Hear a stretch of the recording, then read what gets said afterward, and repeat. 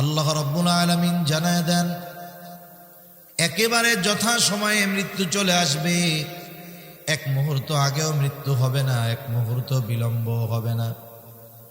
যখন আমার আপনার দেহ থেকে রূহটাকে মালাকুল মাউত বিচ্ছিন্ন করে ফেলবে, এই দেহটা অচল নিশ্চল হয়ে যাবে। আমাদের অঞ্চলে যখন মানুষ মারা যায়, মসজিদের মধ্যে ঘোষণা করে, অমুক এলাকার অমুক আজ বিকাল 5 ঘটিকার সময় ইন্তেকাল করিয়াছে, আগামী দিন সকাল 8টায় অমুক স্থানে তার জানাজা অনুষ্ঠিত হবে। অতএব সকল ধর্মপ্রাণ মুসলমানদেরকে উক্ত মারহুমের রূহের মাগফিরাত কামনায় তার জানাজায় শরীক হওয়ার জন্য বিশেষভাবে অনুরোধ করা গেল। এইরকম প্রচার আপনাদের অঞ্চলে করে না? এখন আমরা অনেকের ব্যাপারে এই খবরটা শুনি, একদিন আমার খবরও মানুষে শুনবে। এই খবর বলার সময় একটা শব্দ বলে ইন্তেকাল, এটা হলো আরবি শব্দ, অর্থ হলো স্থানান্তরিত হওয়া। কি বলে? বলে আব্দুর রহিম ইন্তেকাল করিয়াছে। তার মানে ওই রূহ, ওটা মূল, ওটার নামই হলো আব্দুর রহিম। কারণ রূহ যখন আমার আপনার দেহ থেকে বের হয়ে যায়, কেউ ওই নিষ্প্রাণ দেহটাকে নাম ধরে ডাকে না, ওটাকে তখন বলে লাশ। মানে যার মধ্যে কিছুই নাই, কি নাই, সব আছে, বলে আসলটাই তো নাই, রূহই তো নাই। তাহলে মূল কথা হলো আমাদেরকে এই দুনিয়ার জগৎ থেকে স্থানান্তরিত হয়ে নতুন আর এক জগতে পদার্পণ করতে হবে, যেই জগতের নাম হলো আলমে বরজখ, লোকচক্ষুর অন্তরালের এক জগৎ। ওই জগৎটা কেমন? বলে দুনিয়ায় যার আমল যেমন, আলমে বরজখটা তার জন্য তেমন। দুনিয়ায় একজন ঈমান এনেছে, নেক আমল করেছে, ভালো কাজ করেছে, অবশ্যই তার আলমে বরজখটা তার জন্য শান্তির জায়গা হয়ে যাবে। আর একজন দুনিয়ায় ঈমান আনে নাই, পাপাচারের মধ্যে লিপ্ত থেকেছে, গুনাহ করেছে, মন যা চায় তাই করেছে, বলে আলমে বরজখটা তার জন্য হয়ে যাবে কষ্টের। এই জন্য নবীজি সাল্লাল্লাহু আলাইহি ওয়াসাল্লাম জানায় দেন, আমাদেরকে যখন কবরস্থ করা হবে, কবরে রাখা হবে, আমাদের প্রত্যেককেই 3টা করে প্রশ্ন করা হবে। 1 নম্বর প্রশ্ন, মার রব্বুক, তোমার রবকে।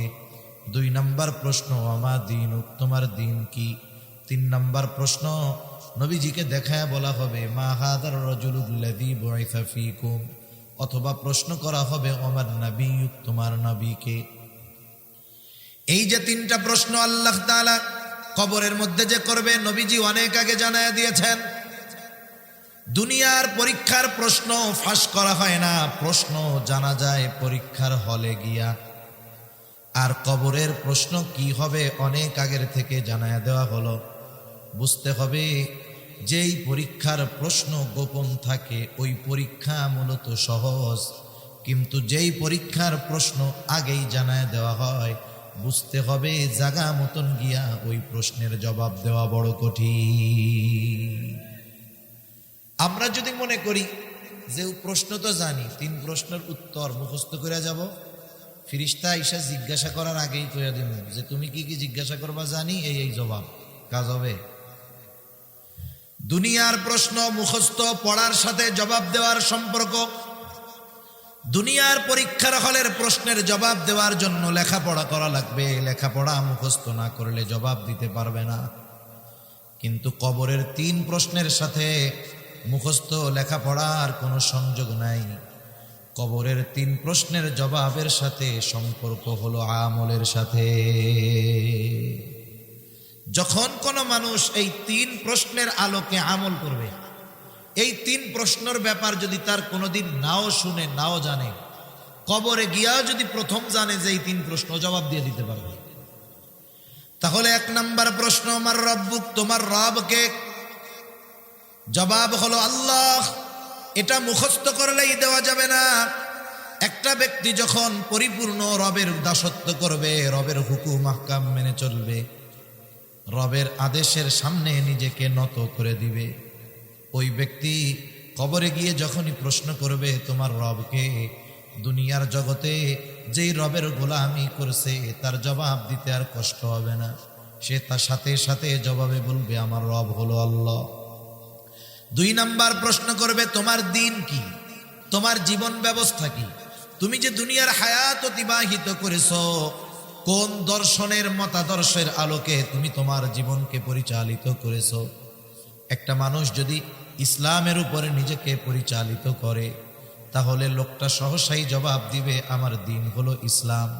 সারা জিন্দেগি ইসলামের বিরুদ্ধাচরণ করে যতই মুখস্থ করে কবরে যাক না কেন, ওকে যখন জিজ্ঞাসা করা হবে ওমা দিনুক, ওই ইসলাম কিন্তু জবাব দিতে পারবে না। কিন্তু আল্লাহ সুবহানাহু ওয়া তাআলা উম্মতে মুহাম্মাদীকে স্পেশাল আরেকটা মাস দান করছে। এই মাসটা হলো রমজান মাস। কত বরকত ফজিলতময় এই মাস। আপনারা যেহেতু প্রত্যেকটা মসজিদে খতিব সাহেব এই ব্যাপারে রমজান আসলেই আলোচনা করে, কম বেশি আপনারা সকলে জেনেছেন। এই মাসের মধ্যেই ইসলামের 5টি ভিত্তির অন্যতম একটি ভিত্তি সিয়াম সাধনা এই মাসেই আমরা করে থাকি, রোজা রেখে থাকি। আসলে একজন বান্দা যদি জান্নাত পেতে চায় যথাযথভাবে রোজা পালন এবং শরীয়তের অন্যান্য হুকুম মান্য করলে তার জন্য রোজা জান্নাত পাওয়া সহজ। কারণ এই রোজা এমন একটা ইবাদত, আল্লাহ সুবহানাহু ওয়া তাআলা বলেন, হাদিসে কুদসির ভিতরে আসছে, কুল্লু আমাল ইবনি আদম লাহু ইল্লা সিয়াম। আল্লাহ সুবহানাহু ওয়া তাআলা হাদিসে কুদসির ভিতরে বলেন, বনি আদমের প্রত্যেকটা আমল তার জন্য, রোজাটা ছাড়া। তাইলে রোজা কার জন্য? আল্লাহ তাআলা এরপরে বলেন, আস-সাওমু লি ওয়া আনা আজজি বি, রোজা আমার জন্য আর এই রোজার প্রতিদান আমি আল্লাহই তাকে দিব। সুবহানাল্লাহ। এখন বলেন তো, জান্নাত জাহান্নাম গোটা সৃষ্টি জগতের মালিক যদি আমার হয়ে যায়, আমি যদি তার হয়ে যাই, তাহলে জান্নাতের আর কোনো টেনশন আছে? জান্নাত নিয়ে কেন টেনশন থাকবে? জান্নাতের মালিক যদি আমাকে আপনাকে মহব্বত করে ভালোবাসে, তাইলে জান্নাত নিয়ে আর কোনো টেনশন নাই। এজন্য আপনাদের মদুনাঘাট মাদ্রাসার হযরত খুবই গুরুত্বপূর্ণ কথা বলেছেন। আলোচনার মধ্যে এটাও বলছেন যে রোজা রেখে আমাদের জবানটাকে হেফাজত করতে হবে। কারণ অধিকাংশ ক্ষেত্রে আমরা রোজা রাখি, সাথে আবার গুনাহও করি। রোজা রেখে যখন গুনাহ করা হয়, রোজার কারণে যেই সমস্ত ফজিলতের কথা হাদিসের মধ্যে আসছে, সে ফজিলতগুলো থেকে বঞ্চিত। গুনাহ করার কারণে রোজার যত ফজিলতের কথা আছে সবগুলো থেকে সে বঞ্চিত হবে, তবে তার ফরজ আদায় হয়ে যাবে। কিন্তু যেই ব্যক্তি রোজা থাকার সাথে সাথে নিজেকে পাপাচার থেকে বাঁচাবে, জবানের গোনা, চোখের গোনা, হাতের গোনা, পায়ের গোনা, ফেসবুক, মোবাইল, ইন্টারনেটের গোনা, সবগুলো থেকে যখন নিজেকে বাঁচাবে, ও পাস, তবে 100-তে 100 পেয়ে পাস। যারা শিক্ষার্থী জিজ্ঞাসা করবেন, তুমি কি 33 পাইয়া পাস করতে চাও না 100-তে 100 পাইতে চাও? সবাই বলবে আমি 100-তে 100 চাই, ঠিক কিনা বলেন? যেহেতু এই একটা মাস আল্লাহ সুবহানাহু ওয়া তাআলা আমাদের জন্য রোজা ফরজ করেছেন, রোজার প্রতিদান নিজে দেওয়ার ঘোষণা দিয়েছেন। যদি আল্লাহ তাআলার পক্ষ থেকে ওই রকম প্রতিদান আমরা আশা করি, তাহলে অবশ্যই অবশ্যই আমাদের সিয়ামকে পাপাচার থেকে মুক্ত রাখতে হবে। আল্লাহ তাআলা তৌফিক দান করেন, সকলে বলি আমিন। সম্মানিত উপস্থিতি, আমি সূরা মুদ্দাথির থেকে কয়েকটা আয়াত তিলাওয়াত করেছি। আয়াতগুলোকে সামনে রেখে কিছু কথা আপনাদের খেদমতে পেশ করার ইচ্ছা পোষণ করেছি। সর্বোপরি কথা হলো, এ দুনিয়াতে আমরা কেউ থাকবো না। এ দুনিয়া থেকে একদিন আমাদের সকলকে চলে যেতে হবে। এ দুনিয়াতে হাজারো মতের মানুষ আছে, হাজারো ধর্মের মানুষ আছে, হাজারো বিশ্বাসের মানুষ আছে। এ দুনিয়াতে একদল মানুষ আছে যারা স্রষ্টাকেই অবিশ্বাস করে, আছে না নাই? আল্লাহ তাআলাকে মানে না, বলে স্রষ্টা বলে কিছুই নাই। যত মতের, যত কথার, যত দলে বিভক্ত হোক না কেন মানুষ, যত মতানৈক্য মানুষের মধ্যে থাকুক না কেন, গোটা দুনিয়ার সব মানুষের মধ্যে একটা বিষয় নিয়ে কোনো মতানৈক্য নাই, যেটার নাম হলো মৃত্যু, ঠিক কিনা বলেন? বাস্তবতা হলো আমাদের প্রত্যেকের একটা নির্ধারিত সময় আছে, হায়াত আছে, মেয়াদ আছে। আমি আপনি যখন মায়ের গর্ভের ভিতরে আল্লাহ তাআলা রূহ ফুকায়া দিলেন ফেরেশতারে দিয়া, এই দেহের সাথে রূহটা কতদিন থাকবে, এই দুনিয়াতে আমার অবস্থান কতকাল হবে, ওই দিনই আল্লাহ সুবহানাহু ওয়া তাআলার পক্ষ থেকে নির্ধারিত হয়ে গেছে। আরেকটা বিষয় হলো, আমাদের মূল হলো রূহ। রূহ যখন বের হয়ে যায় এই দেহটার কোনো দাম নাই। দাম আছে বলেন? মনে করেন আপনি এখানে আসছেন, আপনার ঘর বাড়ি সব আছে, আপনার জন্য আপনার ঘরের মানুষ বিছানা রেডি করে রাখতেছে যে মাহফিল থেকে এসে ঘুমাবে, নামাজ পড়বে ফজরের। আল্লাহ না করুন আপনি যদি এখন মারা যান, কেউ যদি মারা যায়, তার স্ত্রীকে এই কথা বলবে নাকি যে এত কষ্ট করে বিছানাটা করে রাখছি, আজকে রাত্রটা দেহ এই বিছানার মধ্যেই থাক? রাখবে? ঘরে আর ঢুকাবে না, মসজিদ থেকে খাটিয়া বের করে ওখানে শোয়া বাহিরে ফালায় রাখবে, অথচ আপনার ঘর আপনার টাকায় বানানো সব। এই দেহটার কোনো দাম নাই। মূল হলো রূহ। আর রূহ কি হয়? রূহ শুধু স্থান পরিবর্তন করে, রূহ ধ্বংস হবে না।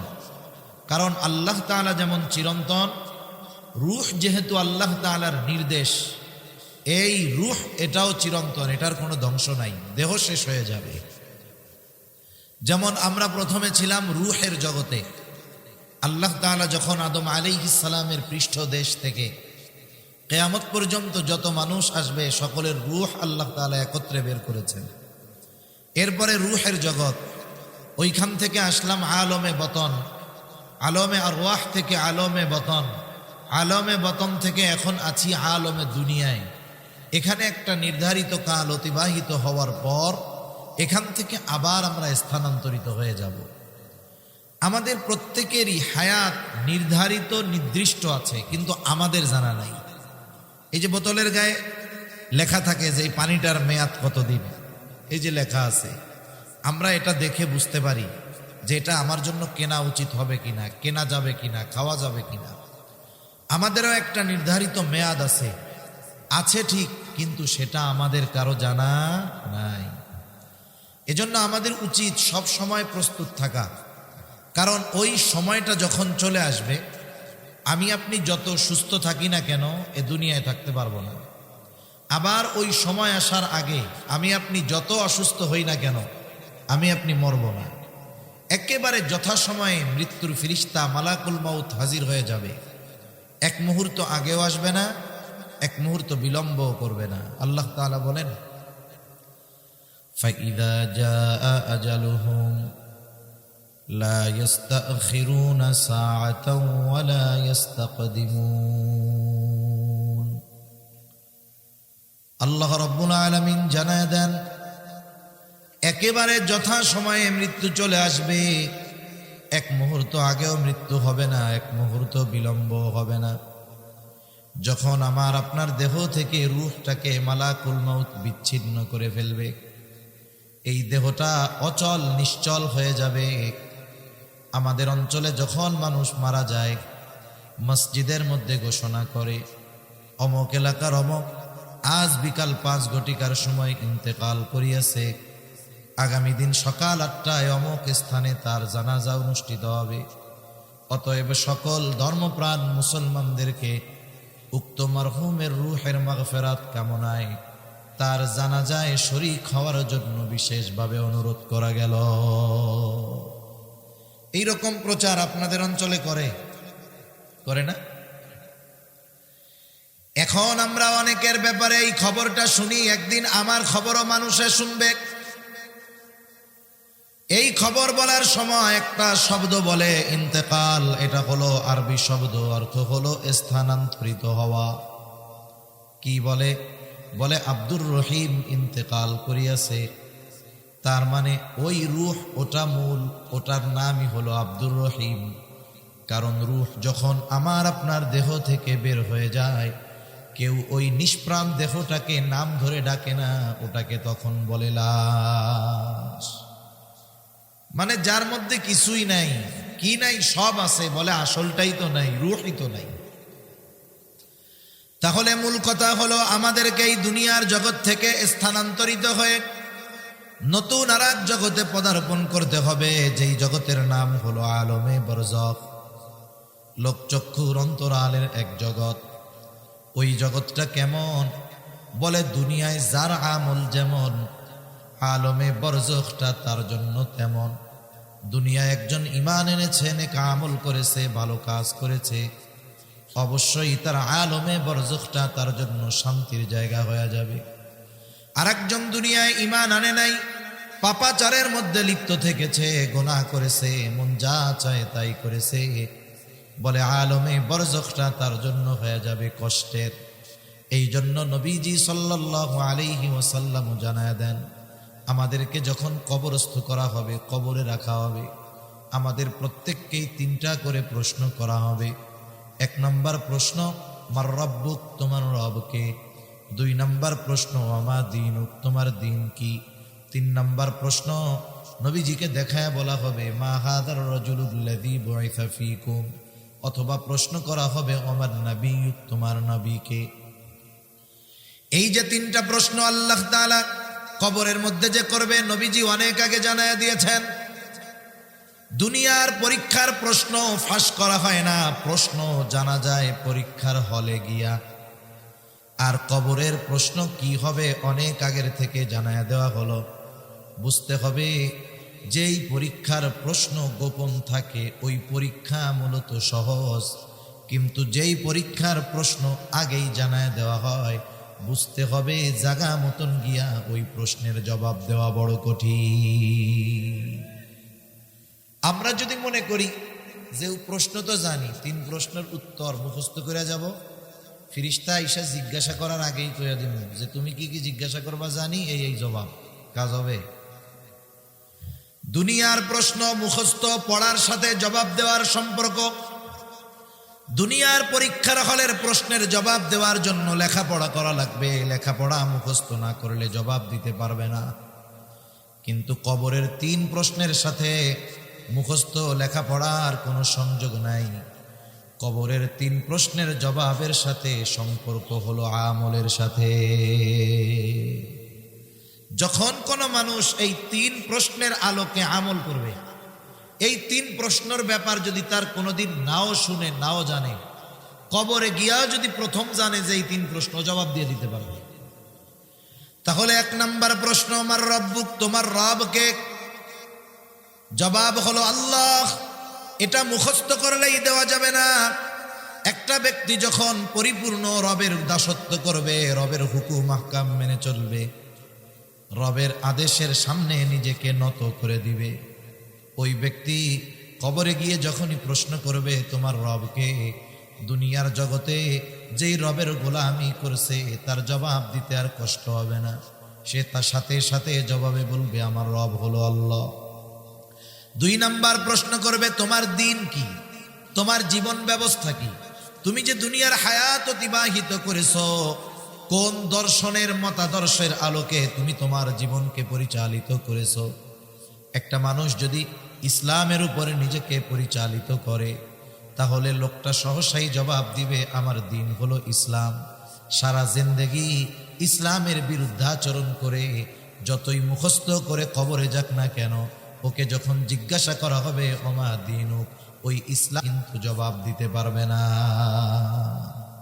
ইসলামের উপরে যে চলবে সেই জবাব দিতে পারবে আমার দিন হলো ইসলাম। নবীজিকে দেখায় বলা হবে, এই ব্যক্তিকে যাকে তোমাদের কাছে প্রেরণ করা হয়েছিল, কে জবাব দিতে পারবে? বলে যে গোটা জিন্দেগি রসুলের সুন্নাতের আলোকে সাজিয়েছিল, রসুলের আদর্শে আদর্শিত হয়েছিল, রসুলের রঙে নিজের জীবনকে রঙ্গিত করেছিল, ওই ব্যক্তি সহজেই জবাব দিবে ইনি হলেন আমাদের নবী মুহাম্মদুর রাসূলুল্লাহ সাল্লাল্লাহু আলাইহি ওয়াসাল্লাম। এছাড়া জবাব দেওয়া সম্ভব নয়। এখন যে এই 3 বিষয়ের উপরে আমল করছে, আল্লাহ তাআলার দাসত্ব ঠিকমতো করছে, জীবনটাকে ইসলামের উপরে সাজাইছে, নবীজির সুন্নতের আলোকে জীবন চালিয়েছে, তাকে প্রশ্ন করা হলো, সে জবাব দিয়ে দিল। বলেন পরীক্ষায় পাস না ফেল? জোরে বলেন, পাস না ফেল? পাস। এইবার আল্লাহর পক্ষ থেকে ঘোষণা আসবে, সাদাকা আবদি, সাদাকা আবদি। ফাফরিশুহু মিনাল জান্নাহ ওয়ালবিসুহু মিনাল জান্নাহ ওয়াফতাহু লাহু বাবান ইলাল জান্নাহ। আল্লাহর পক্ষ থেকে ঘোষণা আসবে, আমার বান্দা সত্য বলেছে, ফাফরিশুহু মিনাল জান্নাহ, তার কবরের মধ্যে জান্নাতি বিছানা এনে বিছায়া দাও। ওয়ালবিসুহু মিনাল জান্নাহ, তাকে জান্নাতি পোশাক এনে পরায় দাও। ওয়াফতাহু লাহু বাবান ইলাল জান্নাহ, তার কবরের সাথে জান্নাতের সাথে একটা দরজা খুলে দাও। ফিরিস্তারা বলবে, তুমি ঘুমাও যেমন কইরা নতুন দুলা ঘুমায়। নতুন জামাই যখন কারো বাড়ি আসে, যখন ঘুমায়, শাশুড়ি কেউ যদি দেখতে আসে জামাইরে, শাশুড়ি কি বলে, ঘুমাইতেছে ঘুমাইতেছে, এরকম বলে না, এখন না পরে এসে ঘুমাইতেছে, কেউ তারা ডিস্টার্ব করবে না, তুমি আরামসে ঘুমাও। আবার যে এই 3 প্রশ্নের জবাব দিতে পারবে না, তার ব্যাপারে ঘোষণা আসবে, কাযাবা আবদি কাযাবা আবদি ফাফরিশুহু মিনান নার ওয়ালবিসুহু মিনান নার ওয়াফতাহু লাহু বাবান ইলান নার। এ বান্দা মিথ্যা বলতেছে, জবাব দিতে পারে নাই। সব প্রশ্নের জবাবে বলবে লা আদরি, আমি কিছুই জানি না, পরীক্ষায় ফেল। বলবে জাহান্নাম থেকে আগুনের বিছানা এনে বিছায়া দাও, জাহান্নাম থেকে আগুনের পোশাক এনে একে পরায়া দাও। জাহান্নামের সাথে তার কবরের সাথে একটা দরজা খুলে দাও। কত কষ্ট হবে ওই কবরের মধ্যে, আলমে বরজখে আযাবে থাকবে। আযাবের তীব্রতা এতটা বেশি হবে, ও মনে করবে এটাই মনে হয় জাহান্নাম। কারণ ওই রকম শাস্তি আযাব কেউ কোনোদিন দেখে নাই। ফিরিস্তারা তখন তাকে জানাবে, না এটা জাহান্নাম নয়, বরং তোমার জন্য এর চাইতে কল্পনাতীত শাস্তি আল্লাহ তাআলা কিয়ামতের পরে তোমার জন্য প্রস্তুত করে রাখছে। ওইখানে তোমাকে অনন্তকাল থাকতে হবে। অবস্থাটা কি দেখেন, সে যেই আযাবে আছে আলমে বরজখে, মনে করবে এটাই মনে হয় জাহান্নাম। কিন্তু যখন আসল জাহান্নামের খবরটা শুনবে, দেখে নাই, শুধু ফেরেশতাদের কাছে শুনে এতটা ভীত সন্ত্রস্ত হয়ে যাবে, সে আল্লাহর কাছে বলতে থাকবে, আল্লাহ কিয়ামত যেন কখনোই কায়েম না হয়। কারণ আমি আপনি যখন একটা কষ্টের মধ্যে থাকি, এর চাইতে বহুগুণ বেশি কষ্ট যখন সামনে আসে, বর্তমান যেই কষ্টটা আছে, সামনের ভয়াবহ কষ্টের কথা চিন্তা করে এটাকে স্বাভাবিক মনে হয়। ওই কষ্টের কথা শুনেই তারা মনে করবে ভালো আছি, এজন্য আল্লাহর কাছে বলবে কিয়ামত কায়েম করেন না। আবার যার কবরটা জান্নাতের বাগান হবে, রাউদাতুম মিন রিয়াদিল জান্নাহ, ও মনে করবে এটাই মনে হয় জান্নাত। কিন্তু ফেরেশতারা তাকে জানাবে, না না, এটা জান্নাতের নেয়ামতের তুলনায় এটা কোনো কিছুই না। তোমার জন্য আল্লাহ তাআলা কল্পনাতীত জান্নাত তৈরি করে রাখছে। সেই জান্নাতের খবর আল্লাহ তাআলা দেন। জান্নাত কেমন? বলে, আ'আদতু লিইবাদিয়াস সালিহিন মা লা আইনুন রাআত ওয়ালা উযুনুন সামিআত ওয়ালা খাতারা আলা কলবি বাশার। আল্লাহ তাআলা জানায় দেন, তিনি তার বান্দাদের জন্য, নেককার বান্দাদের জন্য এমন জান্নাত প্রস্তুত করে রেখেছেন, মা লা আইনুন রাআত, দুনিয়ার কোন চোখ এটা দেখে নাই, ওয়ালা উযুনুন সামিআত, ওই জান্নাতের প্রকৃত নেয়ামতের কথা দুনিয়ার কোনো কান শুনে নাই, ওয়ালা খাতারা আলা কলবি বাশার, ওই জান্নাতের নেয়ামত প্রকৃতপক্ষে কেমন হতে পারে দুনিয়ার কোনো মানুষের অন্তর এটা কল্পনাও করতে পারে না। সুবহানাল্লাহ। কি আছে জান্নাতের মধ্যে? আল্লাহ তাআলা বলেন জান্নাতের মধ্যে কি আছে? বলে, ওয়ালাকুম ফিহা মা তাশতাহি আনফুসুকুম, মন যা চায় জান্নাতের মধ্যে তাই আছে। দুনিয়াতে কিন্তু অনেক কিছু আমাদের মন চায়, কিন্তু দুনিয়ায় পাওয়া যায় না, ওইটাও জান্নাতে আছে। জান্নাতে গিয়া নতুন কইরা আরো যা মন চাবে তাও আল্লাহ তাআলা জান্নাতে রাখছে। যেমন দুনিয়ায় কত কিছু মন চায়, বলেন তো দুনিয়াতে কেউ কি বুড়া হইতে চায় নাকি?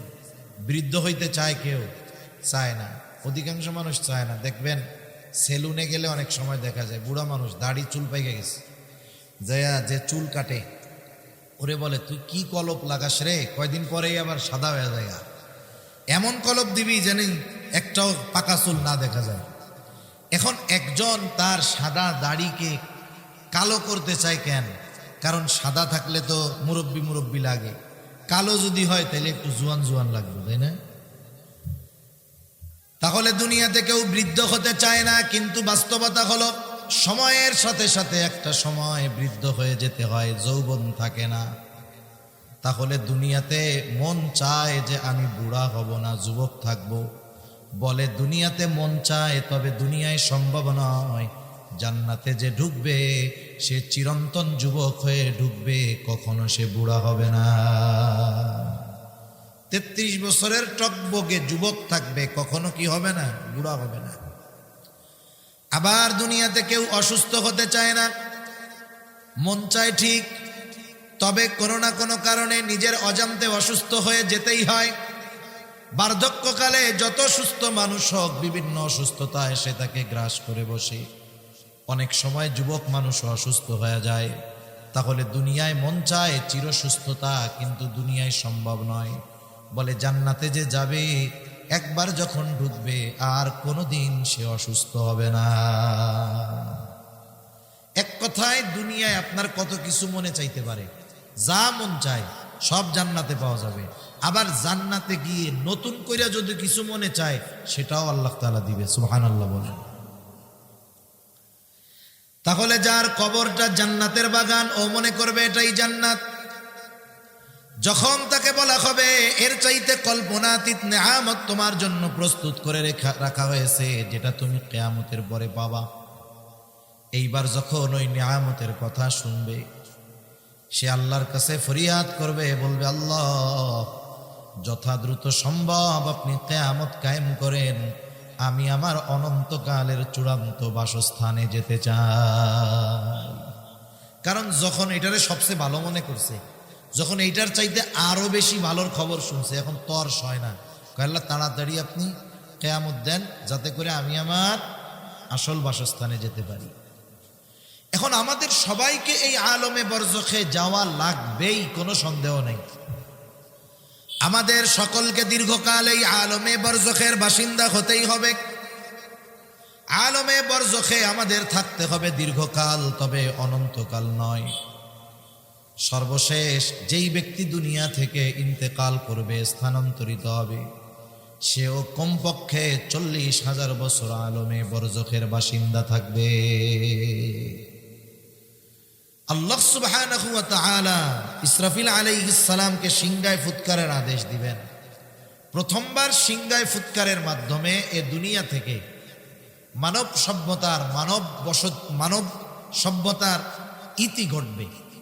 আল্লাহ তাআলা কোরআনুল কারীমের মধ্যে বলেন, ওয়ানুফিখা ফিস সূরি ফাসাইকা মান ফিস সামাওয়াতি ওয়া মান ফিল আরদ ইল্লা মান শাআল্লাহ সুম্মা নুফিখা ফীহি উখরা ফাইযা হুম কিয়ামুন ইয়ানজুরুন। আল্লাহ রাব্বুল আলামিন বলেন, প্রথমবার সিংহায় ফুৎকার দেওয়ার পর ফাসাহিকা মান ফিস সামাওয়াতি ওয়া মান ফিল আরদি ইল্লা মান শাআল্লাহ। আল্লাহ তাআলা যেগুলো চান সেগুলো ছাড়া যত প্রাণী আছে, যত প্রাণ আছে, যত মানুষ আছে, সিংহায় ফুৎকারের আওয়াজটা এত বিকট হবে যে সব প্রাণী অজ্ঞান হয়ে যাবে। মুফাসসিরিন ইকরাম বলেন, প্রথমে অজ্ঞান হবে, এরপরে সবার মৃত্যু ঘটবে। এর মাধ্যমে সর্বশেষ মানুষটাও আলমে বরজখের বাসিন্দা হয়ে যাবে। এরপরে পুনরায় আবার সিংহায় ফুৎকার দেওয়া হবে। মুফাসসিরিন ইকরাম বলেন, দুই সিংহায় ফুৎকারের মাঝে ব্যবধান হলো কমপক্ষে 40,000 বছর। এই হিসাবে যেই মানুষটা সর্বশেষ দুনিয়া থেকে বিদায় নিবে, ও কমপক্ষে 40,000 বছর আলমে বরজখে থাকবে। আল্লাহ তাআলা এরপরে বলেন, সুম্মা নুফিখা ফীহি উখরা ফাইযা হুম কিয়ামুন ইয়ানজুরুন। আবার যখন সিংহায় ফুৎকার দেওয়া হবে, প্রত্যেকের অবস্থান স্থল থেকে উঠে দাঁড়ায়া যাবে। প্রত্যেকে উঠে দেখতে থাকবে কি হচ্ছে এগুলো।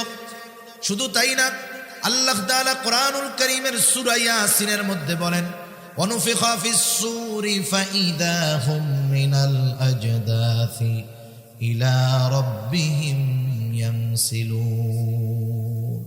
এখানে দ্বিতীয়বার সিংহায় ফুৎকার উদ্দেশ্য। সিংহায় ফুৎকার দেওয়ার পর প্রত্যেকে তার অবস্থান স্থল থেকে উঠে যাবে। ইলা রাব্বিহিম ইয়ানসিলুন, প্রত্যেকেই তার রবের দিকে ছুটতে থাকবে। ওইখানে বলা হইল উইঠা তাকাইতে থাকবে। মুফাসসিরিনে কেরাম বলেন উদ্দেশ্য হলো উঠবে, তাকাইয়া ডানে বামে দেখবে কি হচ্ছে, এরপরে অটোমেটিক তারা তাদের রবের দিকে ছুটতে থাকবে। কেমন অবস্থা হবে ওই দিন?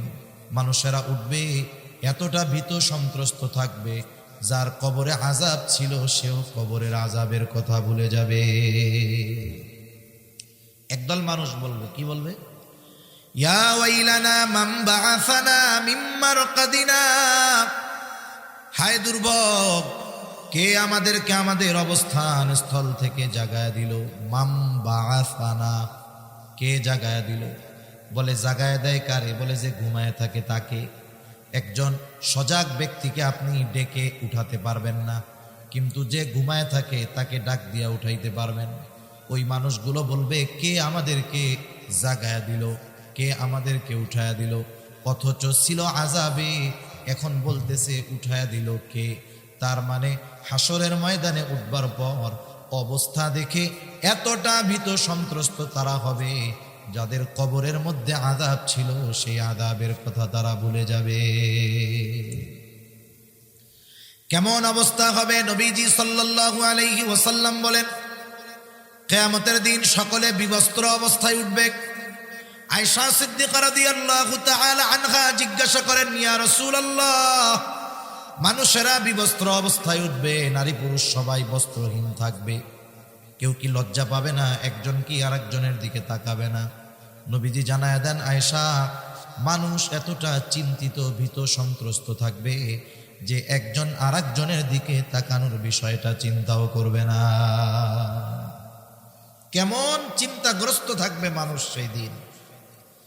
ওই মানুষেরা বলবে, ইয়া ওয়াইলানা মান বাআসানা মিন মারকাদিনা, হায় দুর্ভোগ, কে আমাদেরকে আমাদের অবস্থান স্থল থেকে জাগায়া দিল? মুমিনরা অথবা ফেরেশতারা তাদের এই কথার জবাবে বলবে, হাযা মা ওয়া'আদার রহমানু ওয়া সাদাকাল মুরসালুন।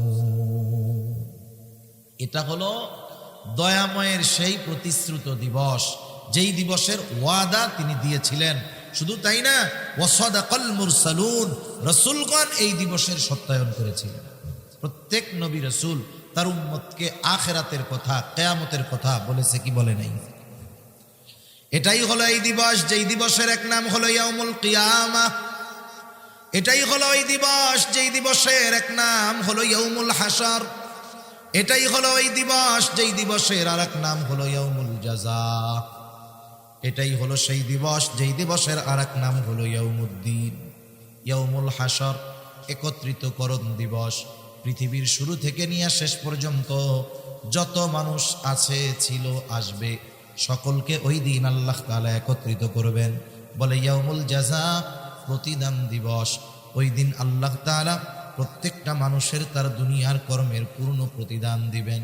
আল্লাহ তাআলা বলেন, ওয়া ইন্নামা তুওয়াফাউনা উজুরাকুম ইয়াউমাল কিয়ামাহ ফামান যুহজিহা আনিন নার ওয়া উদখিলাল জান্নাতা ফাকাদ ফাজ। আল্লাহ রাব্বুল আলামিন বলেন, মানুষকে তার কর্মের পূর্ণ প্রতিদান দেওয়া হবে কিয়ামতের দিন। মূল কথা হইল, মানুষকে তার দুনিয়ার কর্মের পূর্ণ প্রতিদান আল্লাহ তাআলা কিয়ামতের দিন দিবেন। দুনিয়ায় আল্লাহ তাআলা কোনো মানুষকে তার ভালো কর্ম হোক আর মন্দ কর্ম হোক, এর প্রতিদান পরিপূর্ণভাবে আল্লাহ তাআলা দুনিয়ায় দেয় না। অনেক সময় অনেক মানুষ ভালো কাজ করে, নেকের কাজ করে, গুনাহ থেকে বেঁচে থাকে, কিন্তু দেখা যায় দুনিয়ায় তার কষ্ট দূর হয় না। আছে না এরকম মানুষ? সে আফসোস করে যে দুনিয়ায় ভালো কাজ করি, আমার কষ্ট টষ্ট আর যায় না। আসলে বিষয়টা এমন নয়। হয়তো আল্লাহ তাআলা দুনিয়াতে তারে একটু কষ্ট রাইখা আখেরাতে বেশি ভালো তাকে দিতে চায়, ঠিক কিনা বলেন? আবার দুনিয়াতে অনেকে মন্দ কাজ করে, গুনার কাজ করে, ঘুরে ফিরে কি দেখা যায়? বলে যারা জুলুম করে, যারা অত্যাচার করে, দুর্নীতিবাজ, এরা বাঁচেও বেশি দিন, অসুস্থ সহজে হয় না, দুনিয়াতে এদের প্রভাব প্রতিপত্তিও বেশি থাকে, ঠিক কিনা বলেন? আমরা অনেক সময় আফসোস করি, আরে এত জুলুম করে, এটা মরেও না, কোনো আযাবও আসে না। জালেম যখন জুলুম করে, ওর জুলুমের মাত্রা বাড়ার দ্বারা আমরা তো আশাহত হই, কিন্তু আল্লাহ তাআলা জালেমকে বেশি জুলুম করার সুযোগ দেন কেন? কারণ ও যত বেশি জুলুম করবে ওকে তত বেশি শাস্তি দেওয়া যাবে, ঠিক কিনা বলেন? মূলত ওর শাস্তি বেশি দেওয়ার জন্য ওকে জুলুম করার সুযোগ আল্লাহ তাআলা দেয়। এজন্য যখন কোনো পাপাচারী জালেম সে দীর্ঘ হায়াত পায়, সুস্থ থাকে, এটারে নেয়ামত মনে করার সুযোগ নেই। কিন্তু জালেমরা কিন্তু নেয়ামত মনে করে।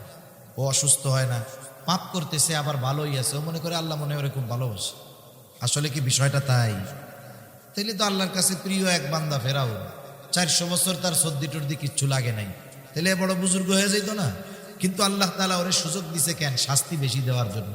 দুনিয়াতে এই জন্য যারা জালেম আছে, আমরা যত দেখি না কেন, মনে করি না কেন যে আল্লাহ তাআলা এদেরকে ছাড় দেয়, আসলে তা না, ছেড়ে দেবেন তা না। আল্লাহ তাআলা দুনিয়াতে পাপ করার সুযোগ দিয়েছেন যাতে আখিরাতে শাস্তি বেশি বেশি দিতে পারেন। আবার এই যে দুনিয়ায় যারা নেকের কাজ করতেছে, মূল প্রতিদান আল্লাহ তাআলা আখিরাতে দিবে। এই জালেমের জুলুমের যেই মূল প্রতিদান, পূর্ণ প্রতিদান আল্লাহ তাআলা তাকে আখিরাতে দিবে। দুনিয়ায় তো অনেক মানুষ এমন হবে, যেমন দোয়ার কথা বুজুর্গানে দিন বলেন, একটা মানুষ যখন দোয়া করে, দোয়ার প্রতিদান আল্লাহ তাআলা 3 ভাবে দেয়। দোয়া কবুলের কিছু শর্ত আছে, শর্তগুলো ঠিক রেখে যদি সে দোয়া করে, যেমন হারাম খায় না, অন্যেরটা মেরে খায় না, অসম্ভব কিছু আল্লাহর কাছে চায় না। যেমন কেউ যদি আল্লাহর কাছে এই দোয়া করে যে আল্লাহ আপনি তো নূহ আলাইহিস সালামরে 950 বছর হায়াত দিয়েছেন, আমারে বেশি না 500 বছর দিলে হবে, এই দোয়া কি করা যাবে নাকি? কারণ নবীজি জানিয়েছেন আমার উম্মতের গড় আয়ু হলো 60 থেকে 70, এই জায়গায় আপনি কেন 500 বছর চাইবেন? এজন্য এমন কিছু না চাওয়া যেটা আল্লাহ দিবেন না। এই বিষয়গুলো, কিছু বিষয় আছে, ঠিক রেখে যদি আল্লাহর কাছে দোয়া করা হয় তাহলে ওই ব্যক্তির দোয়া কবুল হয়, কোনো সন্দেহ নেই। তবে দোয়ার প্রতিদান আল্লাহ তাআলা 3টা স্তরে দেন। কয় স্তরে? প্রথম হলো দোয়া করার সাথে সাথেই আল্লাহ তাআলা কবুল করেন। আপনি আমি আমার আপনার জীবনের অনেক দোয়া আছে যে নগদে করছি, আল্লাহ তাআলার কাছে কবুল হয়ে গেছে। এইরকম নজির আপনি অনেক পাবেন। কথার কথা মনে করেন একটা উদাহরণ দেই, গভীর রাতে কিন্তু গাড়ি তো প্রয়োজন। আপনি যখন ঘর থেকে বের হবেন, হয়তো হাত উঁচু করবেন না, কিন্তু অন্তরে অন্তরে আল্লাহর কাছে বলবেন, আল্লাহ রে, এখন যদি একটা গাড়ি মিলা যাইতো কতই না ভালো হইতো। গেট খোলা বাহির হইলেন, দেখলেন যে একটা সিএনজি আপনার সামনে আইসা হাজির। কিরে ভাই কই যাবা? বলে চিটাগাং মেডিকেলে যাব, ওইখান থেকে একজন লোকরে আনতে হবে। তখন আপনি বলবেন কি যে দাঁড়াও, আমার একজন রুগী আছে, সেও যাবে, একটু চিন্তা করেন। আপনি মনে করতেছেন এটা সাধারণ বিষয়, না না, ওই যে বের হওয়ার সময় অন্তরে আল্লাহর কাছে দোয়া করেছেন, ওইটা আল্লাহ তাআলা নগদেই কবুল কইরা নিছে। এরকম একটা দুইটা না, আপনি আমি যদি খেয়াল করি, আমার আপনার জীবনে হাজার হাজার দোয়া আছে যেটা আল্লাহ নগদে দিয়েছে। দোয়ার দ্বিতীয় অবস্থা হয় আল্লাহ তাআলা নগদে দেন না, দুনিয়ায় দেন, তবে একটু বিলম্বে দেন। আপনি সেই 2000 সাল থেকে দোয়া করতেছেন, আল্লাহ আমার একটু আপনার ঘরটা জিয়ারত করার তৌফিক দেন, নবীর রওজার পাশে দাঁড়াইয়া সরাসরি সালাম দেওয়ার তৌফিক দেন। আবেগ দরদ মোহাব্বত নিয়ে দোয়া করতেছেন, দোয়া চালায় গেছেন, দোয়া তো কবুল হয়ে গেছে, কিন্তু আল্লাহ তাআলা আপনাকে 2023 সালে 24 সালে বাইতুল্লাহ জিয়ারতে পাঠাইল।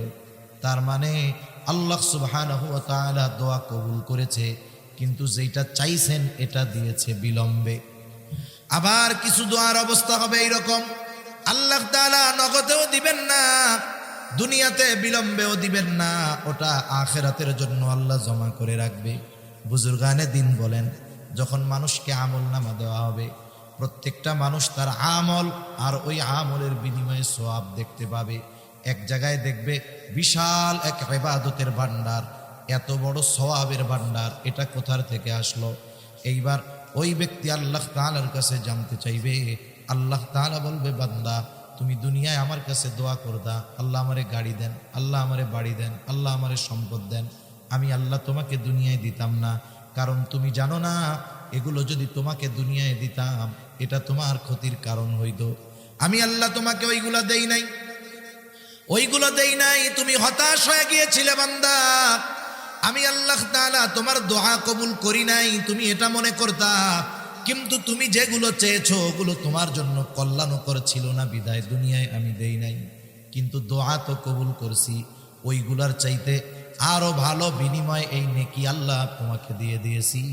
এইবার ওই বান্দা তখন আল্লাহর কাছে বলবে, আল্লাহ তাইলে দুনিয়ায় আপনি যেইগুলো দিয়েছিলেন ওইগুলো দুনিয়ায় না দিয়ে আখিরাতের জন্য জমা রাখলে ভালো হইত। এজন্য দুনিয়া চাই আমরা অনেক কিছু, দুনিয়ায় আল্লাহ তাআলা ওই দুনিয়ার ওই বস্তুটা আমারে দেয় না, হতাশ হয়ে যাই। না না, যেগুলো পাবো আখিরাতে ওই দুনিয়াবি ওই বিষয়গুলো পাওয়ার কারণে হতাশ হব। আল্লাহর তখন বলো বলো দুনিয়াবি ওই বিষয়গুলো দুনিয়ায় না দিয়া আমার জন্য আখিরাতের রেখে দিতে মিটাই ভালো হইতো। কোন কথার থেকে জানি গেলাম এদিকে, যে আমরা আল্লাহ তাআলার কাছে চাই যে আল্লাহ সুবহানাহু ওয়া তাআলা আসলে বান্দাকে দেন, বান্দার দোয়া আল্লাহ তাআলা কবুল করেন। দোয়ার প্রতিদানটা আল্লাহ তাআলা তিন ভাবে দেয়।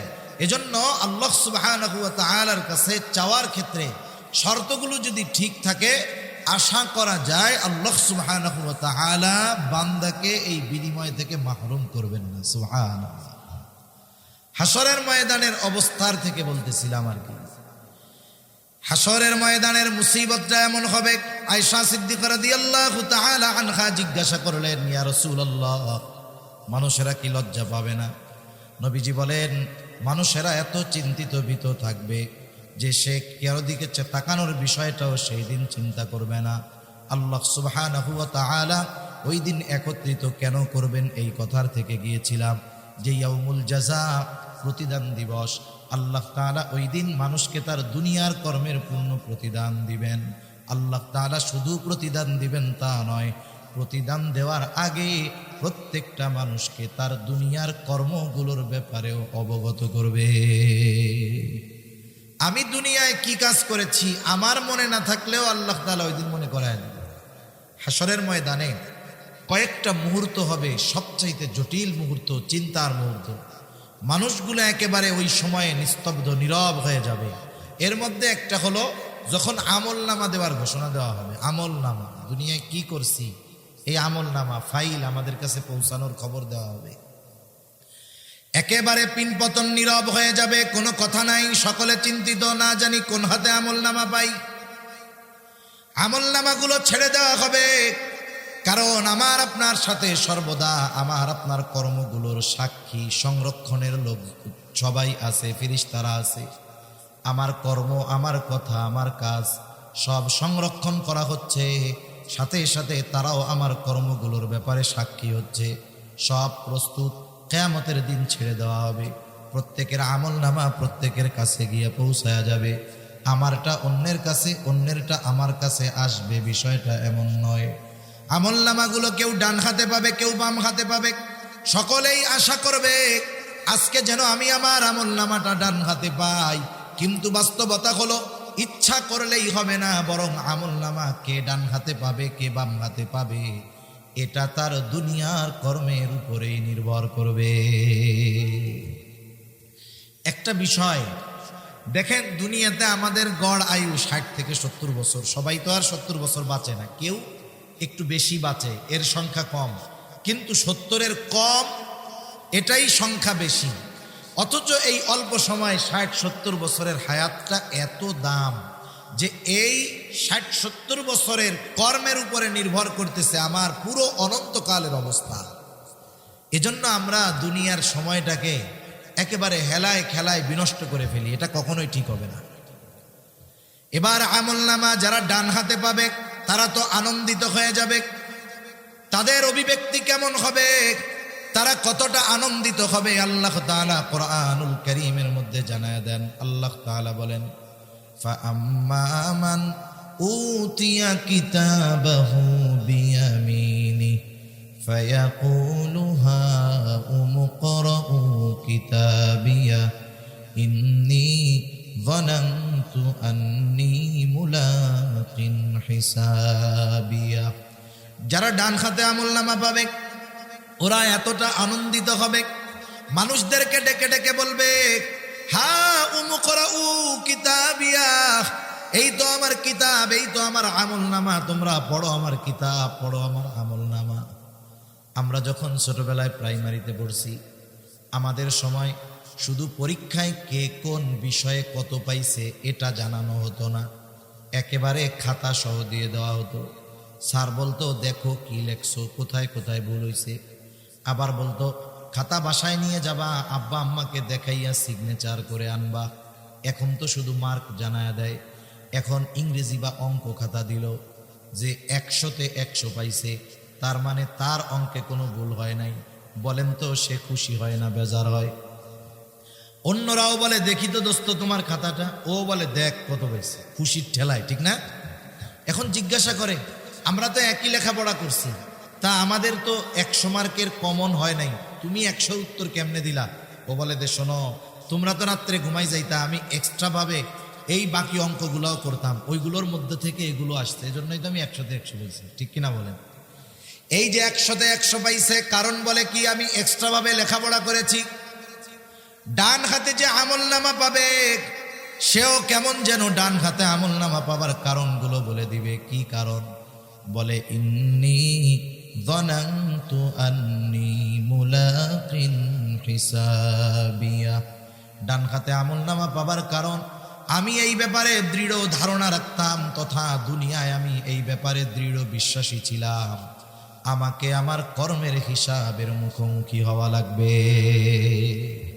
আমি দুনিয়াতে এই বিশ্বাসটা অন্তরের মধ্যে দৃঢ়ভাবে ধারণ করেছি যে দুনিয়ায় আমি যেই কর্ম করি না কেন, দুনিয়ার কারো কাছে হয়তো আমার হিসাব দেওয়া লাগবে না, দুনিয়ার আইনের ফাঁক ফকর দিয়ে আমি বের হয়ে যেতে পারবো।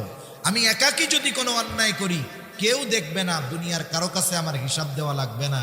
কিন্তু আমি এই চিন্তা করতাম, দুনিয়ার কারো কাছে আমার কর্মের হিসাব দেওয়া না লাগুক, আমার আল্লাহর সামনে আমাকে হিসাবের কাঠগড়ায় দাঁড়াতে হবে। একটা জিনিস আমাদের মনে রাখতে হবে, আমাদের দেশে অপরাধ দমন করার জন্য কত বাহিনী আছে না? পুলিশ আছে, র্যাব আছে, বিজিবি আছে, চিতা আছে, কোবরা আছে, তারপরে অন্যান্য কত বাহিনী আছে। আপনারা বলেন তো, বাহিনী, এই আইন শৃঙ্খলা বাহিনীর সংখ্যা দিন দিন বাড়ে না কমে? আইন শৃঙ্খলা রক্ষাকারী বাহিনীর সংখ্যা বাড়ে, সাথে সাথে অপরাধ বাড়ে না কমে? তার মানে বোঝা গেল, দুনিয়ার আইন শৃঙ্খলা বাহিনী একটা মানুষের মধ্যে শৃঙ্খলা আনতে পারে না। দুনিয়ার আইন শৃঙ্খলা বাহিনী কিছু বিষয়ে অপরাধ দমন করতে পারলেও অপরাধ পরিপূর্ণ নির্মূল করতে পারে না। একটা জাতি তখনই পরিপূর্ণ অপরাধ থেকে বাঁচতে পারবে যখন ওই জাতির প্রত্যেকটা মানুষের অন্তরে এই বিশ্বাস হবে যে আমি যেই কর্ম করি না কেন, দুনিয়ায় কারো সামনে হিসাব না দেওয়া লাগলেও কার সামনে দিতে হবে। এজন্যই বুজুর্গানে দিনের সাথে থাকার দরকার, এজন্যই আহলুল্লাহদের সাথে সহবত দরকার। হুজুর সর্বশেষ কথাটা বলে গেছে যে আহলুল্লাহ যারা, আহলে দিল যারা, এদের সাথে কেন থাকতে হবে? বলে ওদের থেকে কিছু আকর্ষণ গ্রহণ করার জন্য। ওই যে যোগ্যতা অর্জন করছে, যে নিজে আল্লাহর ভয়ে পাপাচার থেকে বেঁচে থাকে, মানুষ দেখা না দেখাকে তারা তোয়াক্কা করে না, এই ধরনের মানুষের সংস্পর্শতা আমাদেরকে ওই ধরনের গুণ অর্জনে অনেকটা সহায়ক হবে। এজন্য আমাদের দরকার সৎসঙ্গ দরকার। আল্লাহ তাআলা কোরআনুল কারীমের মধ্যে বলছেন, ইয়া আইয়ুহাল্লাযীনা আমানুত্তাকুল্লাহ ওয়া কুনু মাআস সাদিকিন। হে ইমানদারেরা, তোমরা মুত্তাকি হও। প্রশ্ন যদি করি আল্লাহ কেমনে মুত্তাকি হব? বলে ওয়া কুনু মাআস সাদিকিন, সত্যবাদীদের সঙ্গী হয়ে যাও। এখন আল্লাহ তাআলা এখানে তো বলতে পারতেন আবিদিন, অন্যান্য গুণ আনতে পারতেন, দানশীলদের সঙ্গী হও, আবেদদের সঙ্গী হও। সাদিকিন কেন বলছেন? কারণ সত্যবাদিতা হলো এমন একটা গুণ যেই গুণের মধ্যে বাকি সব গুণ এমনিতেই পাওয়া যায়। সুবহানাল্লাহ। যেমন একটা উদাহরণ দিই, এখন এক গ্রামে একটা ছেলে, ওই গ্রামের সবচাইতে উচ্চ শিক্ষিত হয়েছে। বাংলাদেশের উচ্চ শিক্ষা কি? ধরেন বিসিএস ক্যাডার হয়ে গেছে সে, বাংলাদেশের সর্বোচ্চ শিক্ষিত ব্যক্তি। ঢাকা ভার্সিটি থেকে অনার্স মাস্টার্স কমপ্লিট করে বিসিএস ক্যাডার, বড় চাকরিজীবী। এখন গ্রাম অঞ্চলের মানুষ, এখনো গ্রামের অনেক জায়গায় আছে মুরব্বীরা ম্যাট্রিক আইয়া পাস মনে করে এটা অনেক বড় শিক্ষিত, অথচ এই জামানায় দেখলাম পিয়নের চাকরির জন্য আইএ পাস লাগে। অবস্থাটা কি? এখন এই ছেলে এত শিক্ষিত, গ্রামের সব মানুষ তারে দেখতে আসছে।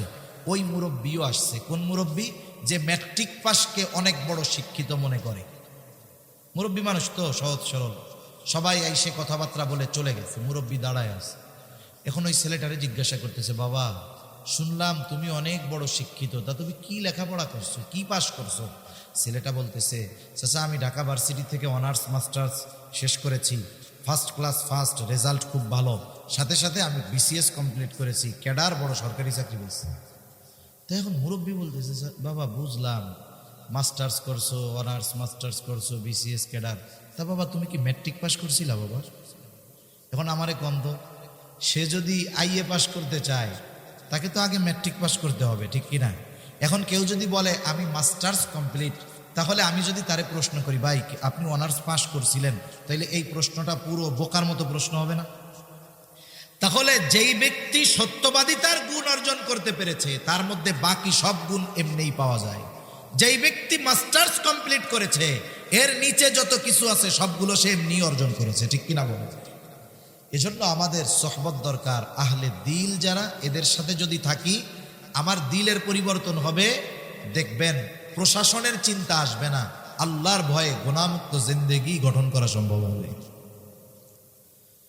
তাহলে সে বলবে, ইন্নী যানানতু আন্নী মুলাকিন হিসাবিয়া, আমি এই ব্যাপারে দৃঢ় ধারণা রাখতাম তথা দৃঢ় বিশ্বাস রাখতাম আমাকে আমার কর্মের হিসাবের মুখোমুখি হওয়া লাগবে। এই জন্য দুনিয়ায় আল্লাহর ভয়ে, হিসাবের ভয়ে গুনার থেকে বেঁচে থেকেছি। আজকে আমল নামা পেয়ে গেছি ডান হাতে, আর একদল আমল নামা পাবে বাম হাতে। ওই যে পরীক্ষার রেজাল্ট যখন দিত, অন্যান্য বিষয় যেমন তেমন, অনেকে কিন্তু অঙ্কে 2টা ঘোড়ার ডিমও পাইত।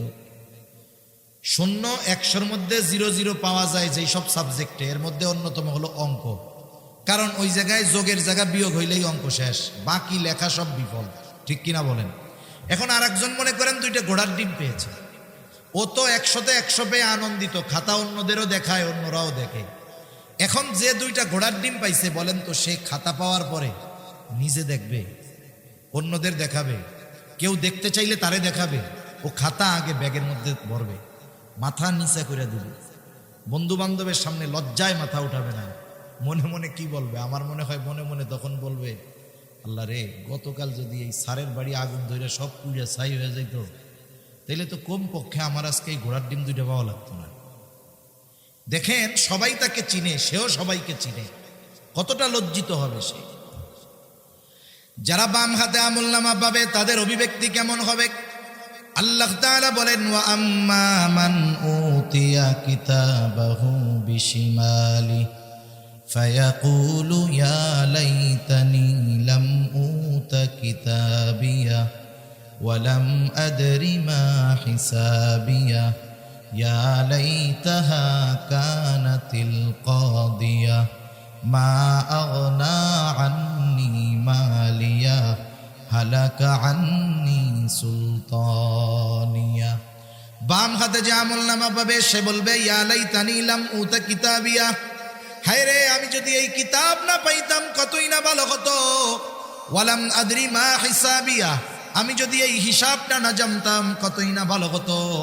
ইয়া লাইতাহা কানাতিল কাদিয়া মা আগনা আন্নি মালিয়া হালাকা আন্নি সুলতানিয়া। ওই যে প্রথমবার মরছিলাম, ওই মরাটাই যদি আমার চূড়ান্ত মৃত্যু হয়ে যাইতো কতই না ভালো হতো। এবার আফসোস করবে, আরে আমার দুনিয়ার কোনো মাল আজকে কাজে আসলো না, আমার ক্ষমতা আমার কোনো কাজে আসলো না। তার মানে 2টা বিষয় এখানে উল্লেখ করার দ্বারা বোঝা যায় একটা মানুষ অবাধ্য হয়ে যায়, বিশেষ করে 2টা কারণে, যখন সে টাকাওয়ালা হয় আর যখন সে ক্ষমতাওয়ালা হয়। এ সমাজে যত অবাধ্য আছে দেখবেন এই 2টা বিষয়ের একটা তার মধ্যে আছে, নাইলে টাকা আছে নাইলে তার ক্ষমতা আছে। ও এই 2টো জিনিস দুনিয়াতে ব্যবহার করে সকল ধরনের পাপাচারে লিপ্ত হয়, আর এই 2টা জিনিসকে সে দুনিয়ায় পাওয়াকে গর্বের মনে করে। আর কিয়ামতের দিন এই মাল এবং ক্ষমতার জন্য যখন আমলনামা বাম হাতে আসবে, ওই দিন এই 2টার জন্য সে আফসোস করবে, আরে আমার মাল আমারে শেষ করে দিল, আমার ক্ষমতা আমাকে শেষ করে দিল। এজন্য আমরা যারা মাল নাই, ক্ষমতা নাই, সম্পদ নাই, ক্ষমতাও নাই, আফসোসের কোনো কারণ নাই। যদি আল্লাহ দেন বৈধ ওয়েতে, বৈধ পদ্ধতিতে, ওটা আমি দিনের জন্য ব্যয় করব। মাল আছে, দিনের জন্য ব্যয় করব। ক্ষমতা আছে, আমি দিনের জন্য ব্যয় করব। কখনো অন্যায় কাজে যদি এগুলো ব্যবহার করি, কিয়ামতের দিন আমাকে আপনাকে এই মাল ক্ষমতার জন্য আফসোস করা লাগবে। এখন আসেন মূল কথা, যেই আয়াতগুলো তিলাওয়াত করলাম। আল্লাহ তাআলা বলেন কুল্লু নাফসিম বিমা কাসাবাত রহিনা, প্রত্যেকটা মানুষ তার কর্মের কারণে আবদ্ধ থাকবে। মুফাসসিরিন একরাম বলেন এখানে উদ্দেশ্য হলো বাম হাতে যারা আমলনামা পাবে তারা তাদের কর্মের কারণে জাহান্নামের মধ্যে আবদ্ধ থাকবে। ইল্লা আসহাবাল ইয়ামিন, তবে যারা ডান হাতে আমলনামা পেয়েছে তারা নয়, কারণ ডান হাতে যারা আমলনামা পাবে ঠিকানা হলো জান্নাত। এইবার জান্নাতি জান্নাতের মধ্যে, জাহান্নামী জাহান্নামের মধ্যে। জান্নাতে যাওয়ার আগ পর্যন্ত জান্নাতির টেনশন থাকবে, পেরেশানি থাকবে, কিন্তু জান্নাতে যাওয়ার পরে আর কোনো টেনশন থাকবে না। হাসরের ময়দানে কেমন চিন্তিত থাকবে মানুষ। আল্লাহ তাআলা বলেন ইয়াউমা ইয়াফিরুল মারউ মিন আখিহি ওয়া উম্মিহি ওয়া আবিহি ওয়া সাহিবাতিহি ওয়া বানিহি লিকুল্লি ইমরিইম মিনহুম ইয়াউমাইযিন শা'নুন ইউগনি। আল্লাহ তাআলা বলেন কিয়ামতের দিন ভাই ভাইয়ের থেকে পলায়ন করবে। ওয়া উম্মিহি ওয়া আবিহি, পিতামাতার থেকে পলায়ন করবে। ওয়া সাহিবাতিহি ওয়া বানিহি, দুনিয়ায় যেই স্ত্রী সন্তানের চেহারা দেখলে সারা দিনের ক্লান্তি নিমেষে দূর হয়ে যায়, ওই দিন সেই সন্তান থেকে পলায়ন করবে। কেউ চাইবে না পরিচিত কারো সাথে কারো দেখা হয়ে যাক। ওই দিন সকলে একে অপরের থেকে লুকায়া থাকবে, প্রত্যেকটা মানুষ নিজের চিন্তায় বিভোর থাকবে। শুধু তাই না, মানুষেরা এমনও বলবে আল্লাহ আপনি সারা দুনিয়ার সব মানুষকে জাহান্নামে দিয়ে হলেও আপনি আমাকে মাফ করে দেন। কতটা চিন্তিত থাকবে মানুষ। কিন্তু ওই মানুষটা যখন জান্নাতে যাবে, হাসরের ময়দানে কাউকে চিনতে পারবে না বা চিনবে না, কিন্তু জান্নাতে যাওয়ার পরে কাউকে সে ভুলবে না। দুনিয়ায় যার সাথে একদিন দেখা হয়েছে তাকেও জান্নাতে গিয়ে খুঁজবে। কিন্তু বলেন তো, জান্নাতে গিয়ে সে সবাইকে খুঁজবে ঠিক, কিন্তু সব পরিচিত মানুষকে সে কি জান্নাতে পাবে? পাবে না। তাফসীর ইবনে কাসির সহ পৃথিবীর সব প্রসিদ্ধ তাফসীরের মধ্যে এসেছে যে আল্লাহ তাআলা জান্নাতি আর জাহান্নামীদের মধ্যে দেখা কথাবার্তার ব্যবস্থা করে দিবেন। এই যে জান্নাতি খুঁজতেছে মনে মনে, আল্লাহ তাআলা জানেন কি জানেন না, এখন দেখার ব্যবস্থা করে দিবে। যাদের খুঁজতেছ এরা কই একটু দেখো। জান্নাতি জাহান্নামীকে দেখবে। যদি বলেন কেমনে দেখবে, প্রযুক্তির এই জামানায় বোঝানো সহজ। ওই আল্লাহ জান্নাতীদেরকে জাহান্নামীদেরকে দেখাবেন, এটা আল্লাহর জন্য কোনো ব্যাপারই না। জান্নাতি জাহান্নামের দিকে তাকায় দেখবে, আরে জাহান্নামের মধ্যে তার অনেক আপনজন, প্রিয়জন, বন্ধু বান্ধব, আত্মীয় স্বজন কঠিন শাস্তি ভোগ করতেছে। এই দৃশ্যটা দেখবার পর ওই ব্যক্তি, জান্নাতি ব্যক্তি আল্লাহর দরবারে কৃতজ্ঞতার মাত্রা বাড়ায়া দিবে, বলবে আল্লাহ আপনি যদি আমার প্রতি দয়া না করতেন হয়তো আজকে আমাকেও ওদের সাথে জাহান্নামে থাকা লাগতো। আবার জাহান্নামী ও জান্নাতীকে দেখতে পাবে। জান্নাতীকে দেখবার পর সে দেখবে জান্নাতের মধ্যে তার অনেক আপনজন, প্রিয়জন, বন্ধু বান্ধব, আত্মীয় স্বজন। জান্নাতী নাজ নেয়ামত ভোগ করতেছে আর সে কঠিন আযাবের মধ্যে আছে। এই দৃশ্যটা দেখবার পর তার আফসোসের কারণ হবে, আফসোস হবে, আফসোস। আর ওই আফসোস তার যন্ত্রণা বৃদ্ধির কারণ হবে। কিসের আফসোস হবে? দুনিয়াতে একই বাজারে ব্যবসা করে, একই মাঠে খেলাধুলা করে, একই স্কুলে লেখাপড়া করে, সব সময় একসাথেই থাকে, কিন্তু একজন নামাজে যায় আর একজন নামাজে যায় না। আছে না নাই এরকম? এখন নামাজি বন্ধু তো জান্নাতে, বেনামাজিটা জাহান্নামে। ও এখন যখন তাকায় দেখবে বন্ধু জান্নাতের নিয়ামত ভোগ করে, তখন আফসোস করবে কি, হায় রে দিনের 18 ঘন্টা বন্ধুর সাথে থাকতাম, এই নামাজ পড়তে যাই তো সর্বোচ্চ 5 ওয়াক্ত মিলাইয়া 1.5 ঘন্টা, আহারে এই 1.5 ঘন্টা সময় যদি ওর সাথে থাকতাম তাহলে আজকে আমি ওর সাথে জান্নাতে থাকতে পারতাম। আফসোস, এটা কষ্টের কারণ হয়। আফসোসের কারণে বাড়ি ব্যথা, এটা অন্য না, ওটা হৃদয়ের ব্যথা, এটা আরো কষ্টের বেশি। যেমন আমি একটা উদাহরণ দিই যে আসলে কেমনে ব্যথাটা আসে। উদাহরণটা মনে করেন, একজন অপরিচিত ব্যক্তি যাকে আপনি জীবনেও দেখেন, সে আপনাকে একটা বকা দিছে। স্বাভাবিক, কেউ যদি আমারে আপনারে বকা দেয় খারাপ লাগবে কি লাগবে না? কিন্তু সে যেহেতু অপরিচিত, একবার দিয়ে চলে গেছে, 2-1 ঘন্টা পরে ওইটা আমার আর মনে থাকবে না, স্বাভাবিক হয়ে যাবে। ওই একই বকাটা, একই শব্দটা যদি আপনার কোনো বন্ধু আপনাকে দেয়, বলেন তো, আগে অপরিচিত লোক বকা দেওয়ায় যেই কষ্ট পেয়েছেন, বন্ধু দেওয়ার পরে কষ্ট বেশি লাগবে না কম লাগবে? আবার হুবহু ওই শব্দটা যদি আপনার সন্তান আপনার ব্যাপারে ব্যবহার করে, বলেন তো কষ্ট আগের চাইতে বেশি লাগবে নাকি কম লাগবে?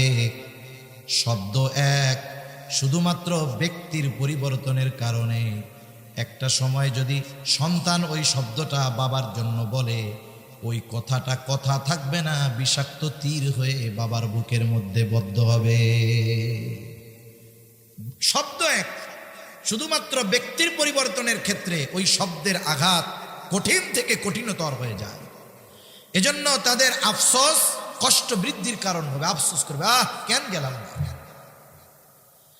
আল্লাহ তাআলা শুধু দেখা নয়, উভয় দলের মধ্যে কথাবার্তার ব্যবস্থা করে দিবে।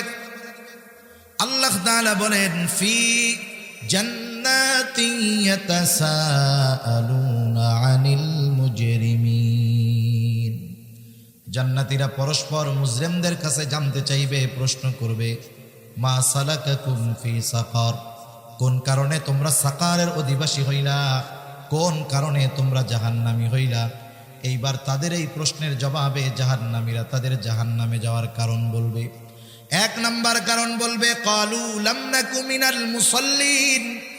1 নাম্বার কারণ আমরা জাহান্নামে আসার, যে আমরা মুসল্লি ছিলাম না। মুসল্লি কাকে বলে? বলে সপ্তাহে 1 দিন মসজিদে হাজিরা দিলে কিন্তু সে মুসল্লি নয়।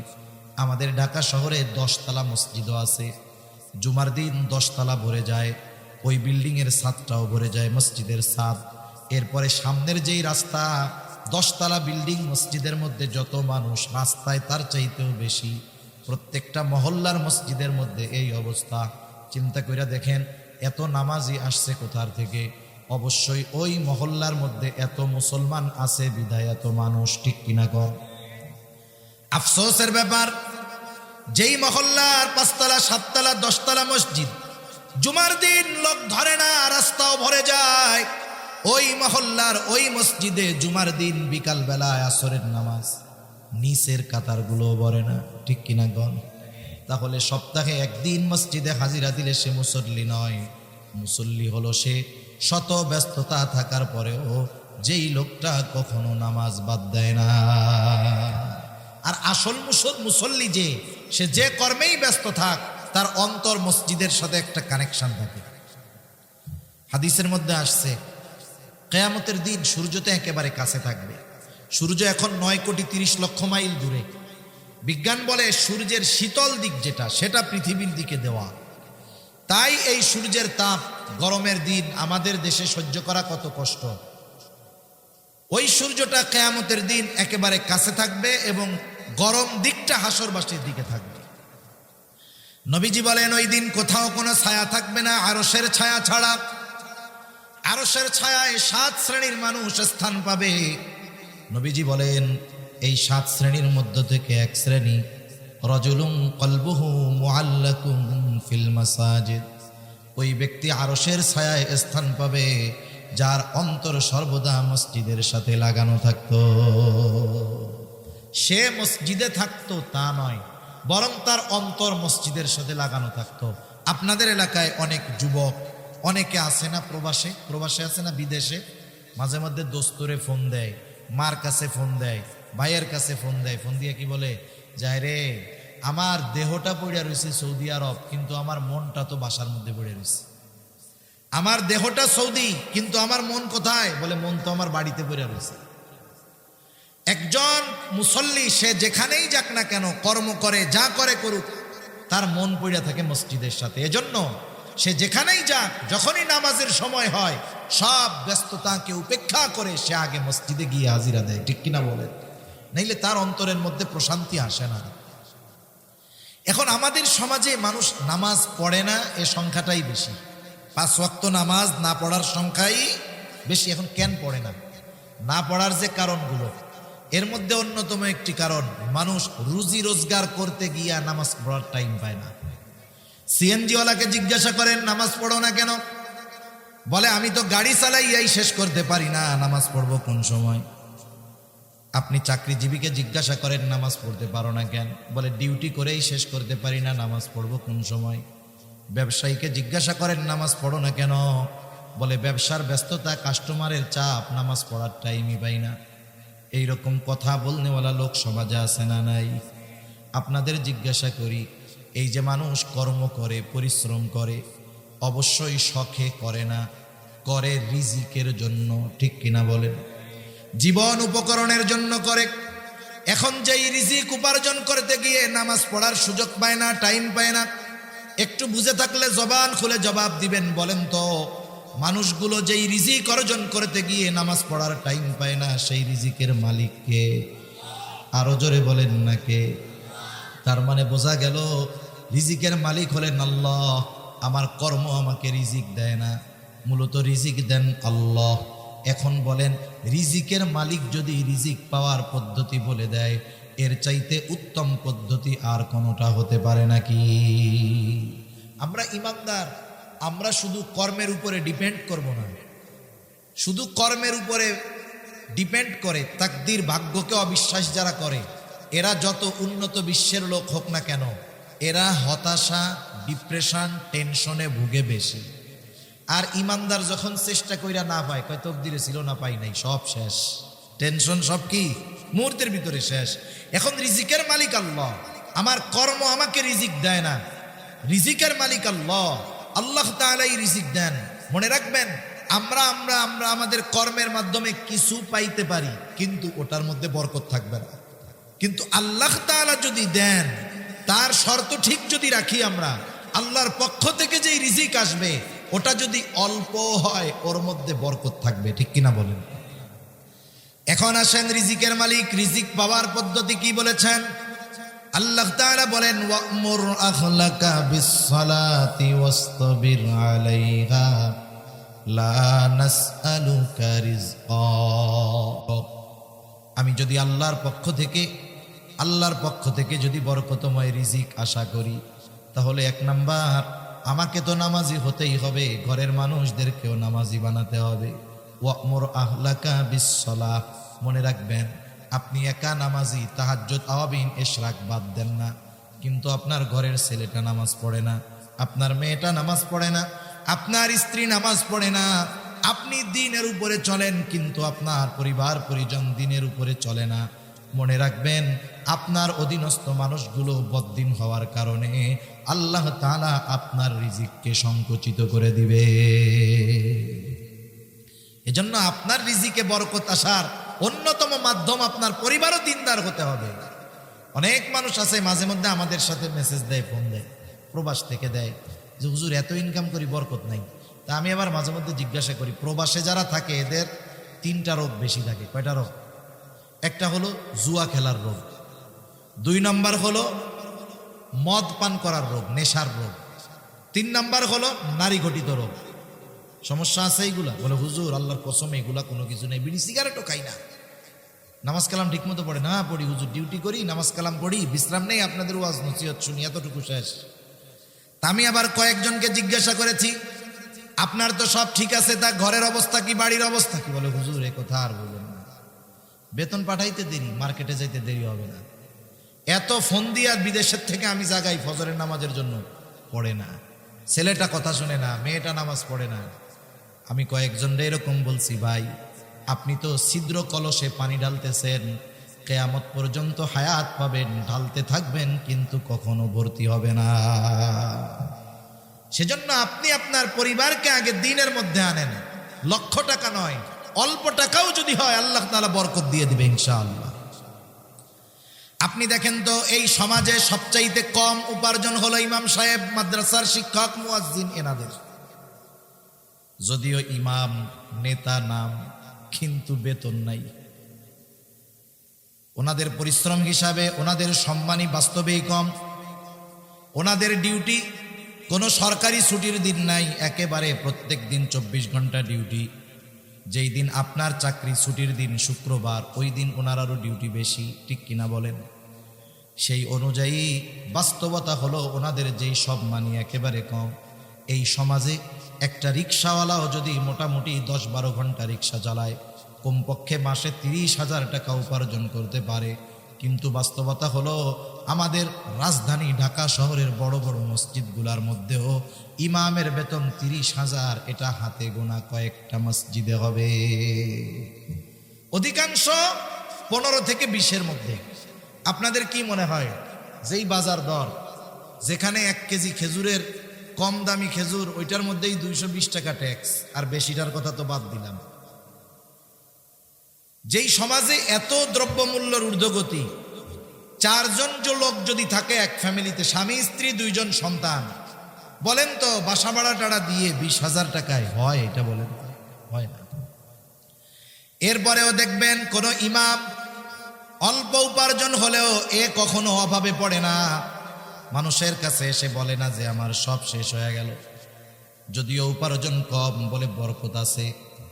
বরকতটা কেমনে হয়? হওয়ার কারণটা কি?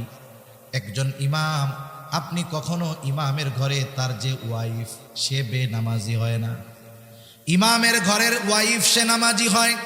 ইমামের ঘরে তার মা বাবা থাকলে নামাজি হয়। ইমামের ঘরের সন্তানগুলো নামাজি হয়। ওই ইমামের ঘরে, মুয়াজ্জিনের ঘরে যেই ছোট বাচ্চাটা থাকে, 2 বছরের বাচ্চা, ল্যাংটা, মা বাপরে নামাজ পড়তে দেখলে ও সেজদা দিয়া পড়ে।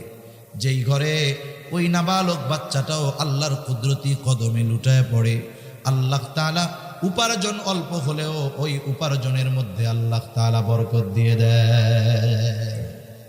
বরকত 2 ভাবে হয়। একটা হলো স্বয়ং বস্তুর মধ্যে আল্লাহ তাআলা বরকত দিয়ে দেন।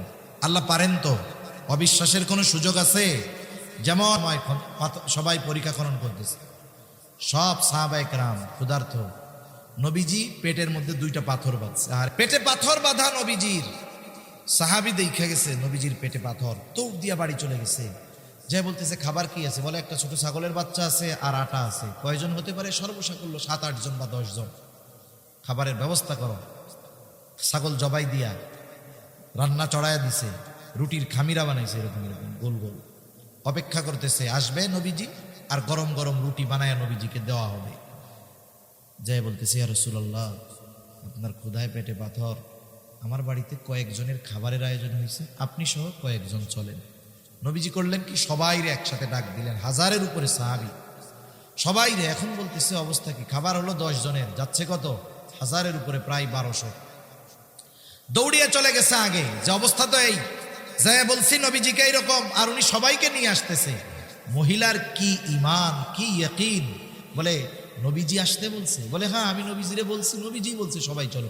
বলে তাহলে তোমার টেনশন করার কোনো দরকার নাই। সুবহানাল্লাহ।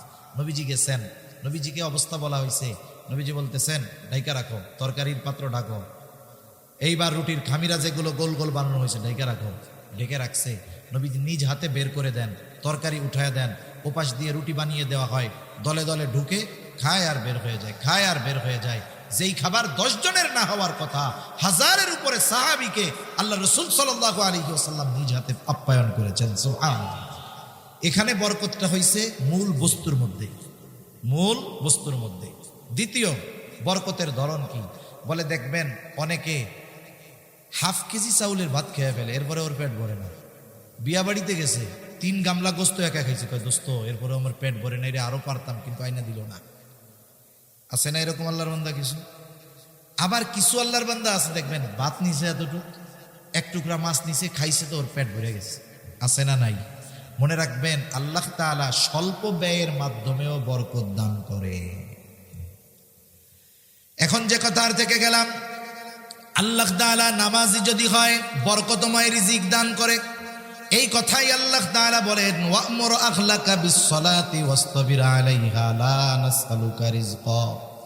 তোমার অধীনস্থদের নামাজের আদেশ দাও, তুমিও তার উপরে অটল থাকো। বান্দা, আমি তোমার কাছে রিজিক চাই না, বরং তুমি নামাজি, তোমার ঘরের মানুষ নামাজি, তোমরা যদি সকলে মুসল্লি হয়ে যাও, আল্লাহ তাআলা বলেন নাহনু নারযুকুকা, মুসল্লি হওয়ার কারণে আমি আল্লাহ তোমাদের রিজিক দিয়া দিব। যেই রিজিকের টেনশনে নামাজ পড়ার টাইম পাই না, আল্লাহ তাআলা বলেন নামাজি হও, আমি রিজিক দিব।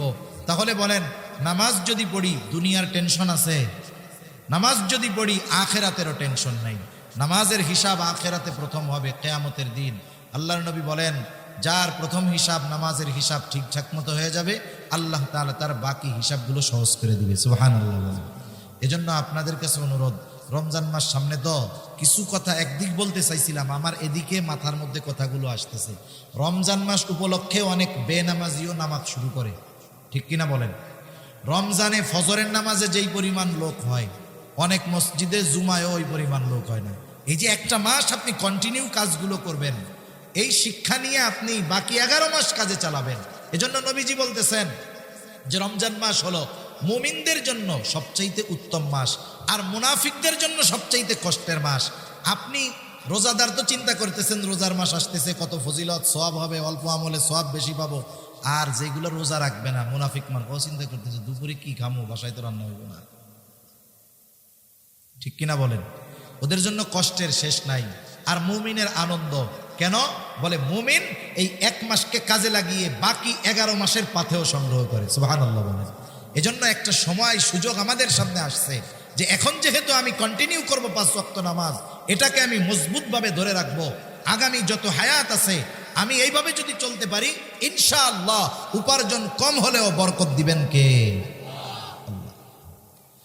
তাহলে 1 নাম্বার, জাহান্নামীরা বলবে লামনাকু মিনাল মুসল্লিন, আমরা মুসল্লি ছিলাম না, আর আমরা হব মুসল্লি। 2 নাম্বার, ওরা বলে ওয়ালামনাকু নুতঈমুল মিসকিন।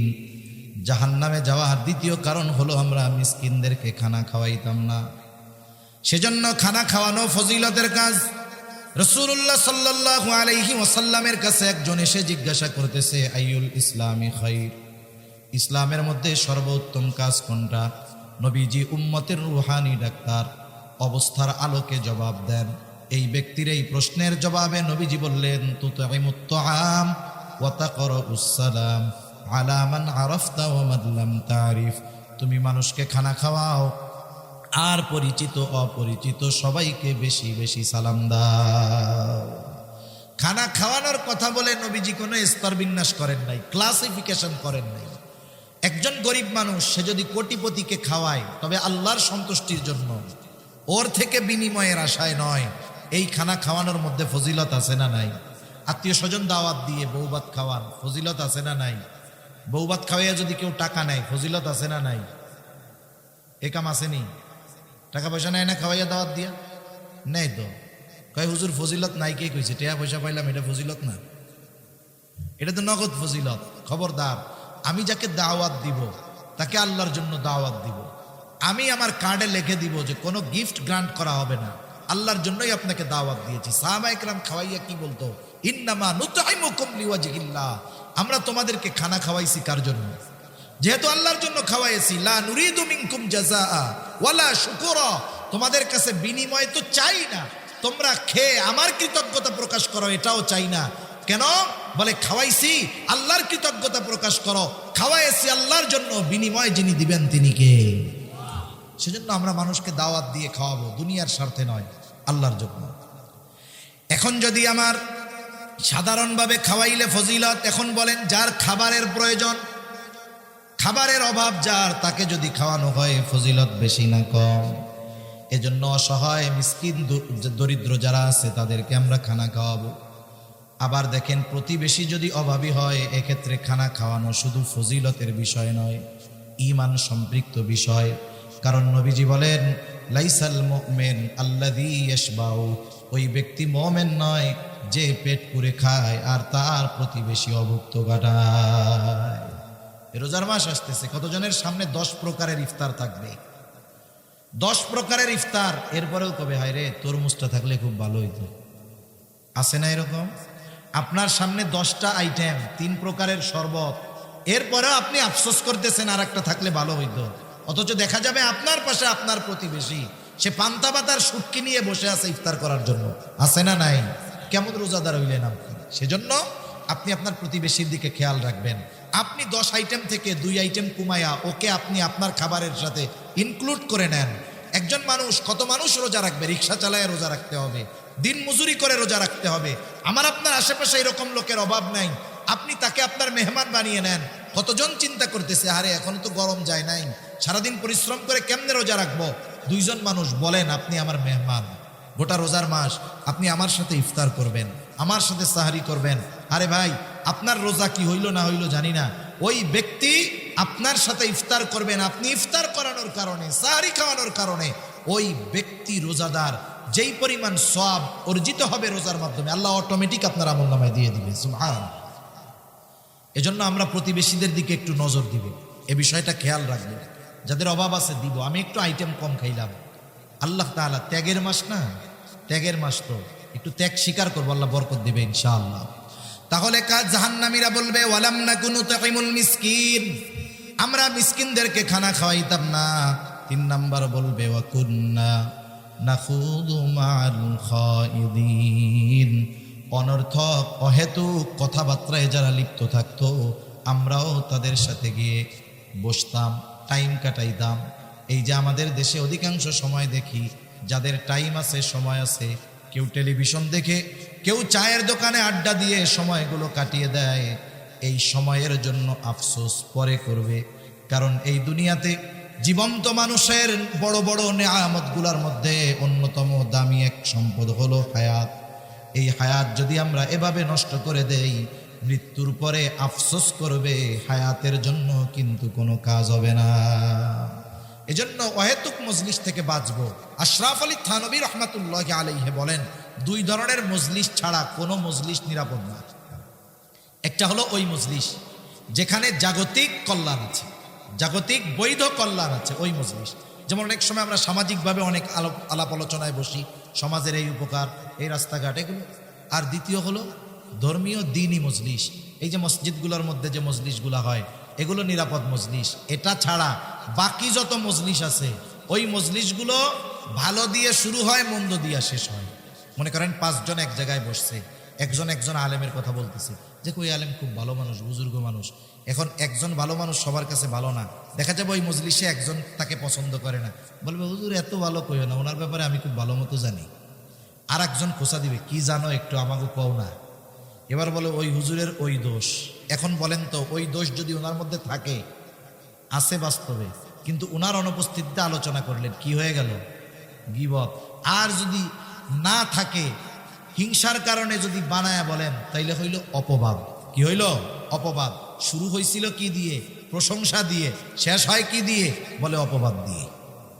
এজন্য জীবনের উসুল অনেক সময় আছে যে অনেক সময় অনুপস্থিত ব্যক্তির প্রশংসাও সব মজলিসে করতে হয় না, বুঝে শুনে করতে হয়। যদি তার প্রতি আমার মোহাব্বত থাকে, আমি মানুষের সামনে বলার দরকার নাই, আমি তার জন্য আল্লাহর কাছে দোয়া করবো, আল্লাহ আমি ওই ভাইকে আল্লাহর জন্য, আপনার জন্য ভালোবাসি, আপনি তাকে কল্যাণ দান করেন, ঠিক কিনা বলেন? এই জন্য অহেতুক মজলিসগুলা থেকে বাঁচবো। বিশেষ করে রোজার দিন গ্রাম অঞ্চলে বেশি হয়।